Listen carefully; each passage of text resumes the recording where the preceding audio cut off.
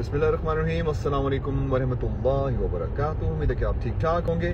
क्या आप जानते हैं कि कुरान में अल्लाह सुब्हानहू व तआला ने हमें जाहिलों से सिर्फ दूर से सलाम करने को कहा है।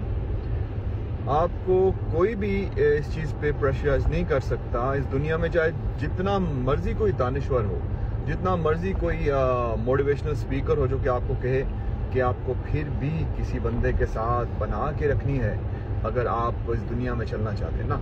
अगर अल्लाह ताला जिसने उस दानिश्वर को पैदा किया, जिसने पूरी कायनात को बनाया, अगर वो कह रहा है, कुरान में कह रहा है कि अगर आपकी किसी के साथ नहीं बनती, और जाहिल एक्चुअली ये लफ्ज़ है, किसी जाहिल से आपका वास्ता पड़ता है तो दूर से आपने सलाम करना है, सलामा, और अपने काम को चले जाना है। तो आप अगर इस चीज़ को गौर से सोचें तो कितनी लॉजिक है इसमें कि आपका वक्त भी बचेगा और आपका ज़हनी सुकून जो है वो भी बरकरार रहेगा। क्योंकि किसी भी जाहिल बंदे से बात करते हुए, उससे मिलते हुए, जब भी आपका आमना सामना हो, अगर आप उनके साथ काम करते हैं तो जाहिर सी बात है तब भी आप सलाम करके आगे हो सकते हैं। किसी न किसी हद तक इस चीज़ के ऊपर आप एक्ट कर सकते हैं, क्योंकि आपका ज़हनी सुकून जो है वो सिर्फ अल्लाह सुब्हानहू तआला जानता है कि आपको कैसे मिलेगा। क्योंकि अल्लाह ताला ये नहीं चाहता कि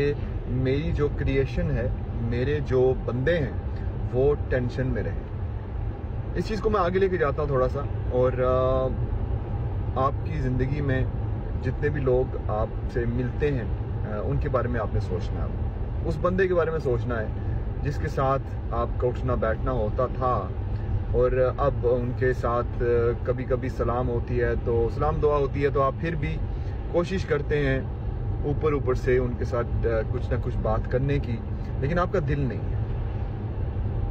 आपको इसका कुछ भी इशू नहीं होगा इंशाअल्लाह। अल्लाह ताला आपको इस चीज़ के बारे में नहीं पूछेगा, क्योंकि वो जानता है कि सिचुएशन कैसी है।